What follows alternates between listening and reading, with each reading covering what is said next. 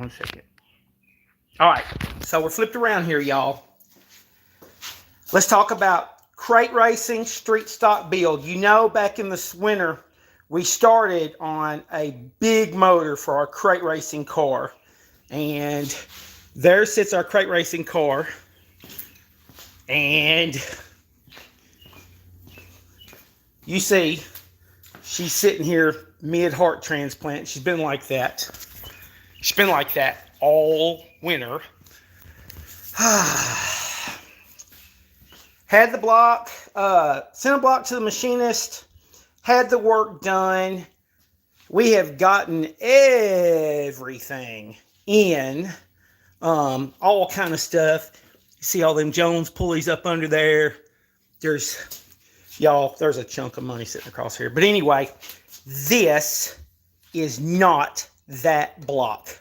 And I don't have everything on video, but y'all still deserve to know. Okay, and I'm just going to, you know, I'm completely honest. Let me flip this back around. Y'all know how honest I am on Dirt Race Life. So, these pistons right here, these are these Malley. And these are the first, and I've run Malleys before, and I've run J&Es, you know, I've run SRPs, I've built tons of engines. I have never built an engine with ring packs, these low tension, super thin ring packs before. And this thing right here bit me. It got me. Because this is this number one right here, and I was using the number one, I was going through and file fitting all the rings, which I went through and I file fitted all the rings and everything. I was ready to go, had the crankshaft in, and I dropped the number one in, and y'all check out the oil ring right here. Look, you see that oil ring right there? This is the thinnest oil ring I have ever seen in my life. And it's like, I don't know, it's so small, it's microscopic. But this is new to me, and I felt confident. Maybe I was overconfident, but you know, I have dropped tons of pistons into blocks, and I always will use, and building race engines, I've gotten where, and I know this is cheap, but you know, I used to be a diesel mechanic, you know, for my career and everything. And, you know, I was just full with, you know, all kind of gas engines, all kind of diesel engines. And I got where I would use these expander jobs like this. And I've had this one in the shop. And no telling how many small block Chevrolets I've done with this thing. You know, and I just don't even think anything about it. I just set it to the slot, you know, and adjust the tension on it right there, you know, where that it's good and tight. And then I just drop them in. Well, new experience for me. These rings are so thin that this little oil ring jumped. It jumped up off of the ledge and was folded up, and I didn't feel it. And I couldn't see it. And it's so thin that I took and I pushed the piston down into the hole. And it was like, it went down in there like, you know, thunk, you know, just like normal. Everything felt fine.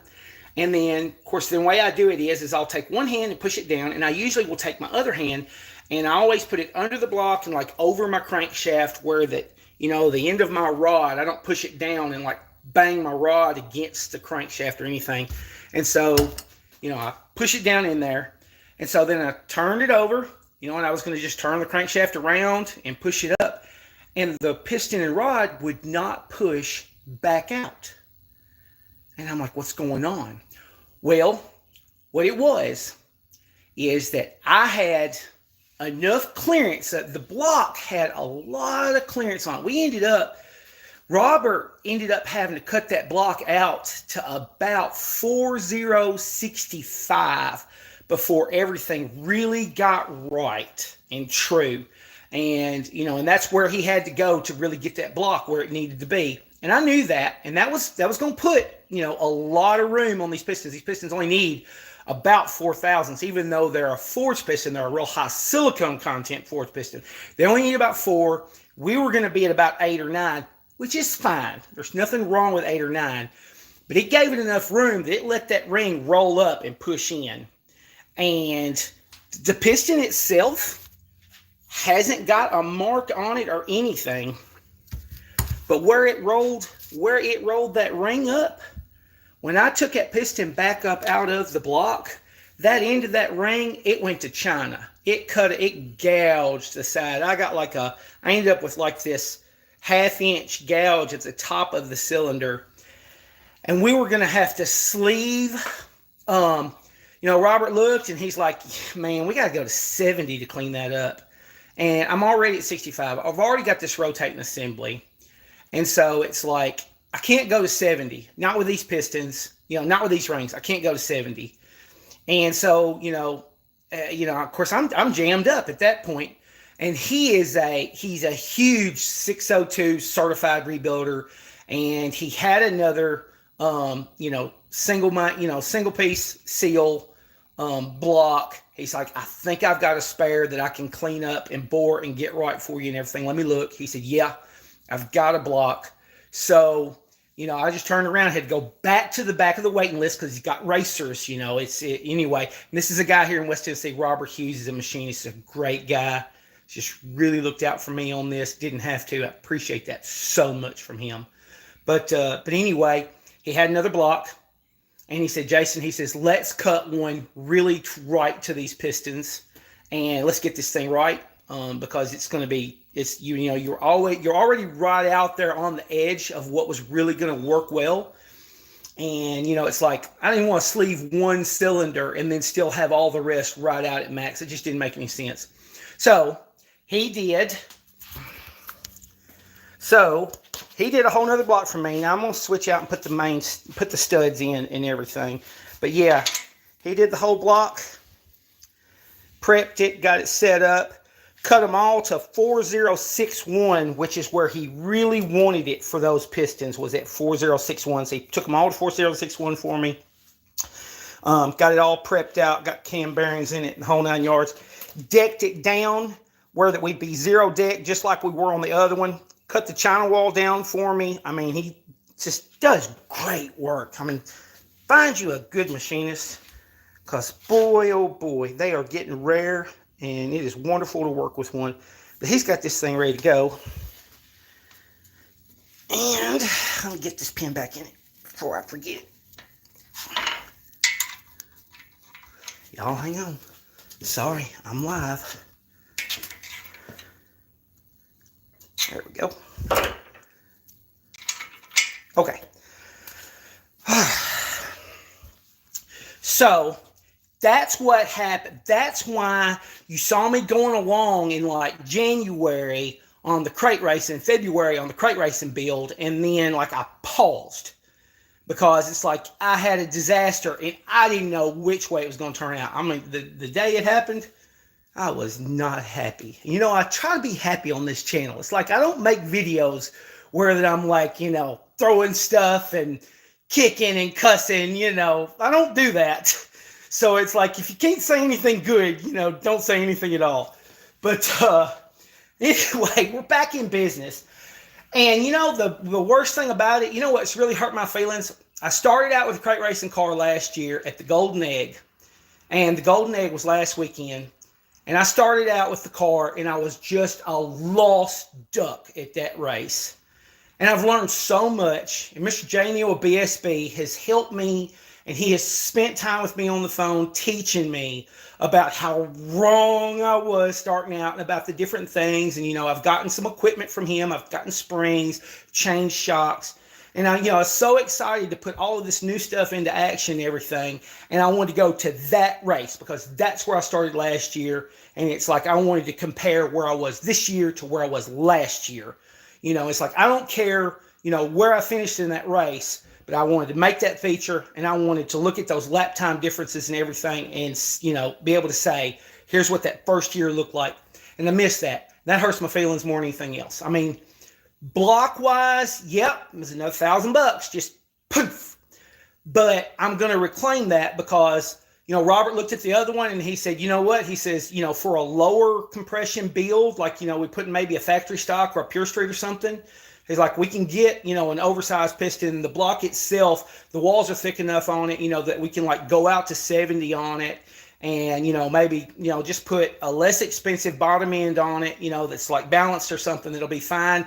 Keep it for a spare, or, just have it available that, like, a good build. I told him, I said, look, when you get time, as you slow down, through the middle of the summer, and you want to put that one into the rotation, just go ahead, get a rotating assembly, put it together. I may just keep it as a short block and either just sell it just like that, built by a machinist, or something. That way I don't just lose that money that's in that block. Or, wrap it up, grease it down and wrap it up, and just have it for a spare backup plan if a disaster happens. Something along those lines. So I'm hoping to not lose the money in that block.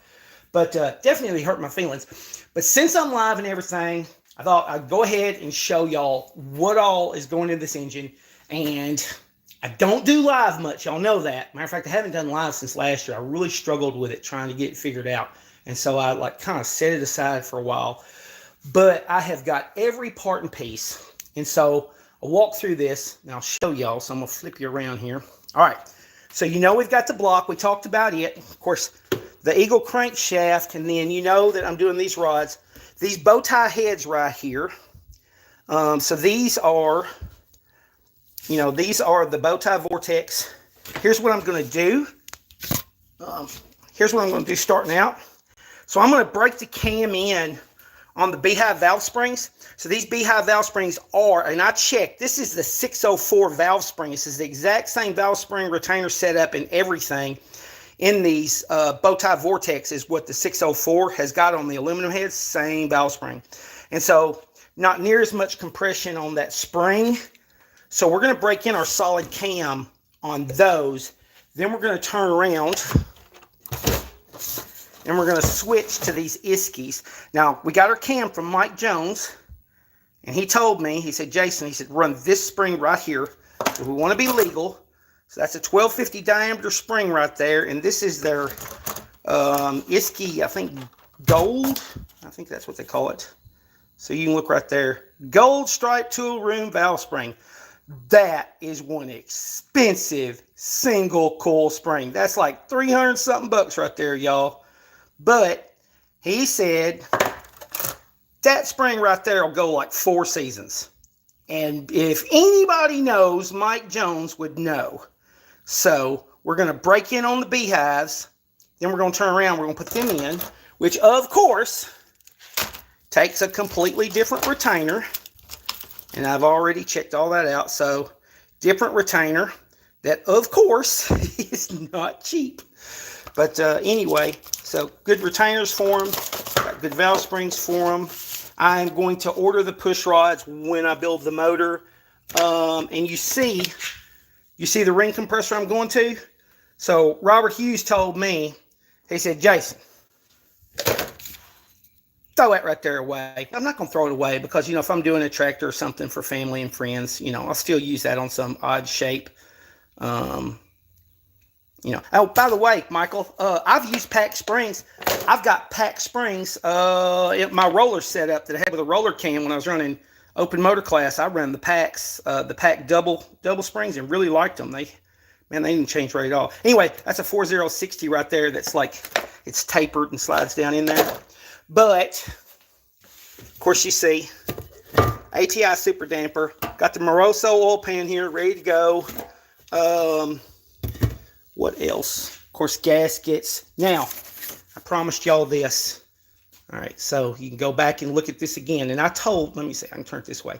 And I asked Mike, I said, do you have any problem with me showing the cam card for the cam that we're going to go with on this build? And he said, no. He said, but your competitors are going to look at that cam card too. And I'm like, well, I know, but if they get faster, that's just going to help make me want to get faster. That is the solid cam right there that we're going with. That's a custom grind by Mike. And I'm really excited about it. It's a good looking cam. She's down in there just waiting. And he was like, you got to buy the lifters too. So he's got his own lifter design. And you see that EDM hole right there in the end? That's an 024 oiler. And so part of your oil is coming through and coming out on the face of that lifter right there. And that's to help it live with a really high pressure spring and a lot of lift on the cam.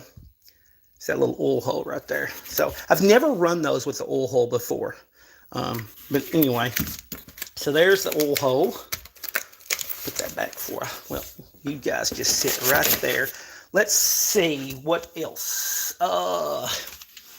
Okay, so, yep. Y'all see the intake we're going with here. This is one that, so Mike said, on the heads we're running everything, the Victor Jr. So I'm going with the 2V Victor Jr. Still, okay, so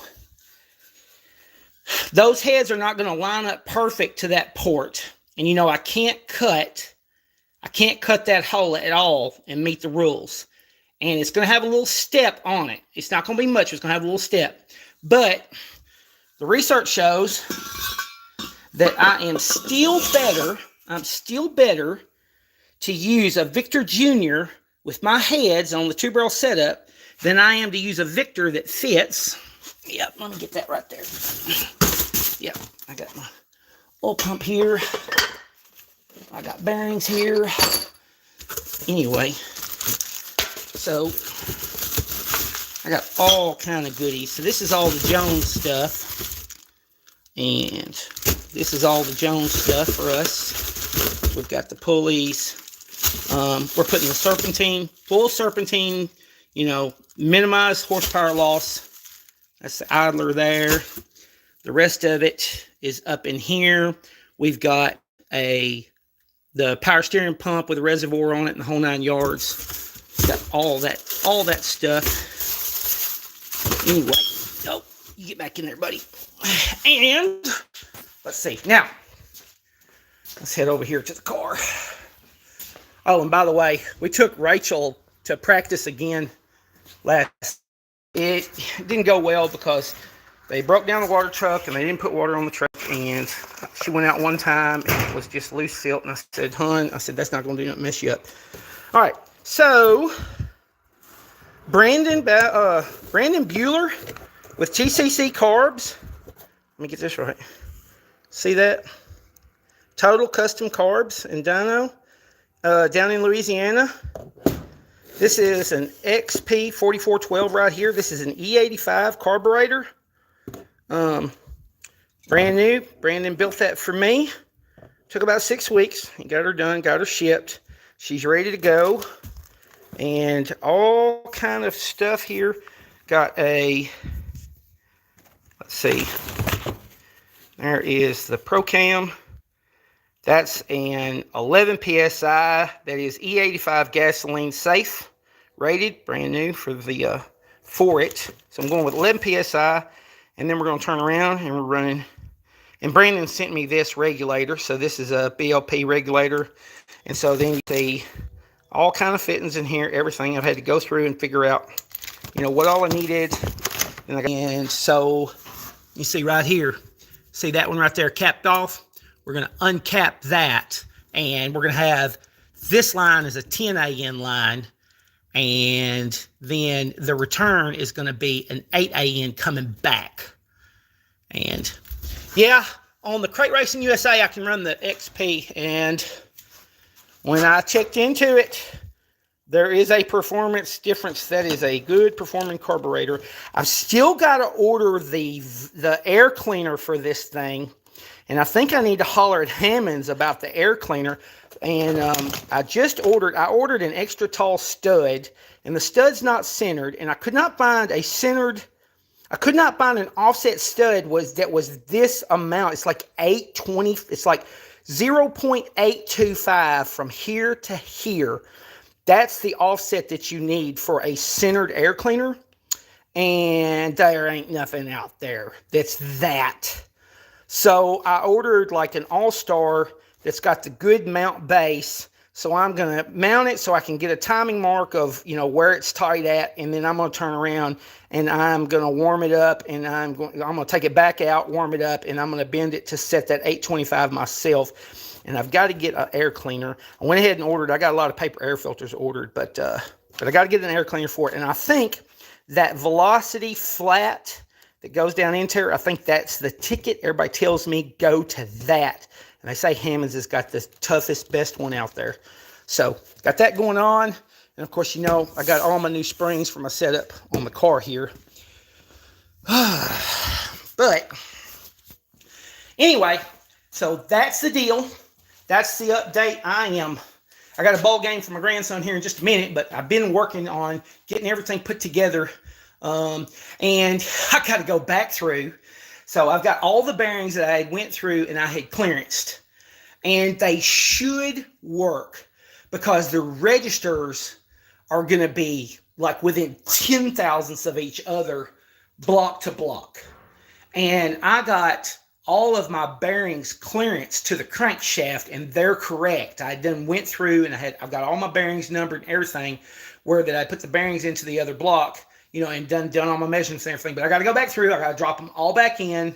I got to do it again. And that's the thing. I mean, you can't shortcut. There's no shortcuts on this because, you know, you just drop it in and you assume, and then you turn around and you got a $10,000 engine that just, you know, poof. And no, that's not cool. So anyway, so I got to go back through and do that. If I have a problem, I bet it'll be the thrust bearing. On the thrust bearing, on the other one, I had to work on it. I had to lap it with some 2000 grit, and because I wanted to get it up to like that 5,000ths, and I had to work on it. And so I'm thinking in my mind, I bet if I have to replace a bearing and start over, I bet it'll be the thrust bearing. But I can order just that bearing, so that's not the end of the world. Appreciate the feedback, y'all. It's hard for me to read the comments and do the live. I tried to do it back like year before last when I first started the channel, and it was like, oh, I struggled with it. I struggled with the connection. And then the comments would come up and then they'd go away. And at the same time, I was trying to like show content and stuff. And I was just like, okay, this doesn't work. I'm a one-man show. I can't keep up with all this. But anyway, I'm going to try to it here because I'm really focused this year on, we're going to try to make sure that we put out content every Sunday, that we've got one ready to go, you know, and if I've got it ready early, you know, I'll go ahead and load it up for all my members, you know, because everybody, the ones that are supporting me, you know, if I can get it ready on Wednesday or Thursday or something like that, go ahead and put it out there for them while I finish up, do the thumbnail and all of that stuff. But regardless, to be out by Sunday. And I'll tell you, I was rushing on that last one. And, you know, I looked at it and it's like, I need to go ahead and put it out because I need to be consistent. You know, people, you know, you watch NASCAR race and, you know, you get on YouTube later and like, you know, I want to be in the list. Like, okay, hey, what's going on with Jason with Dirt Race Life? And, you know, I want us to have our new, you know, update out there for everybody. But, you know, yeah, I did rush. I rushed the editing on it because, like, you know, going through scaling the car and everything, that was like, you know, probably 3 hours of video. And then you're trying to crunch it down. And really, you know, what I've learned is that 20 to 30 minutes, like you need to be able to tell the story in like 20 to 30 minutes and everything, you know, like cut it up. If you're going longer than that, you're trying to cover too many topics anyway. So I've been working on that, and, you know, I appreciate feedback along those lines too, you know, because it's like, you know, hey, you know, you got, you know, like this was, you should have cut this into 2 things, or you should have went further on this or something. Hey, you're not going to hurt my feelings giving me that feedback, because I'm trying to figure out, you know, the right way to do that. So just be aware. And so let's see. Okay, so I got that out, but then we actually took the car. We went to Lexington with Rachel, and we got there, and they had cut a tire down on their water truck, and they, you know, Fred Edwards and them, they're doing the best they can, but they're bringing a track back up that we went to after being down for 2 years. I'm kind of want to make it the home track for Rachel. It's what I want to do. You know, the owners of the facility ran it for years. Dave Marsilli and his son Vinny, I think I pronounced that last name right. Super nice people and everything. But Dave, he had a stroke a couple years ago, and he had to have brain surgery, and he has really, you know, struggled because of it. Got a lot of things that are just permanent disabilities now. The track's been down for like 2 years because of it. Fred's going to run it for him and everything. So I really want to support them, really trying to help keep tracks alive, you know, dirt race and everything. But they're struggling, you know, to get everything going. Trucks broke down, couldn't get any water on the track. You know, I told Rachel to go ahead, go out there. She went out there by herself and she turned a couple laps, but there was so much loose silt. They just took a road grader and worked on the track, and there was so much loose material and loose silt. if you were a experienced dirt racer, you know, and there was a couple guys that were like really experienced dirt racers, and they got out there and were just having fun because, you know, it was like Tokyo Drift. But like if you're at speed, and y'all know this, any of y'all that have raced on like loose, dry silt, if you run into the turn at speed and you don't get that car turned around and really throttle up to push off that silt, you will just slide straight to the wall. And so Rachel went out there, could not build any speed at all. It was making her nervous. It was making me nervous. And I was like, girl, let's pull the plug on this. Let's go home. Ain't nothing against them, but like this is not going to do nothing but put fear in you. You're not going to learn anything from it. It's going to mess you up. It's not going to help you. It's going to mess you up. And I'm out of here, y'all. That is 40 minutes, and I said I was going to go 20. Sorry about that. And I'll have something out probably where I've got this motor assembled and everything next Sunday. And we're going to go racing, so I'll have that out the following week. All right, I'll see y'all later. If I can figure out how to turn this off.